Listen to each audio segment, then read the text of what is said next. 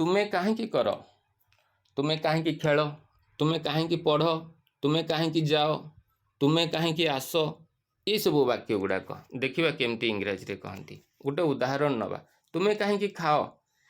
ତ ଯେତେବେଳେ ଆମେ କହୁଛନ୍ତି ତ ବାକ୍ୟରେ ଦେଖିଦିଅ ପ୍ରଥମେ ଶବ୍ଦ କ'ଣ ଅଛି, ଶବ୍ଦ ତିନିଟା, ତୁମେ, ଆଉ ଗୋଟେ କାହିଁକି, ଆଉ ଗୋଟେ ଖାଅ। ତୁମେର ଇଂରାଜୀ କରିଦିଅ ୟୁ, କାହିଁକିର ଇଂରାଜୀ ହେଲା ହ୍ୱାଇ, ଆଉ ଖାଅ ପାଇଁ ବସେଇବା ଆମେ ଇଟ୍। କିନ୍ତୁ ଲେଖିବା କେମିତି, ଲେଖିବା ପାଇଁ ହେଲେ ପ୍ରଥମେ ଆମେ ଲେଖିବା ହ୍ୱାଇ, ପ୍ରଶ୍ନସୂଚକ ଶବ୍ଦଟି ଆଗେ ଲେଖିବା, ତାପରେ ଡୁ କିମ୍ବା ଡଜ୍ ବସିବ। ତ ଯେହେତୁ ଏଠି ୟୁ ଅଛି କର୍ତ୍ତା, ଆମେ ଡୁ ବସେଇଲେ ହ୍ୱାଇ ଡୁ, ତାପରେ କର୍ତ୍ତା ବସେଇବା ୟୁ, ତାପରେ କ୍ରିୟା ବସେଇବା ଇଟ୍।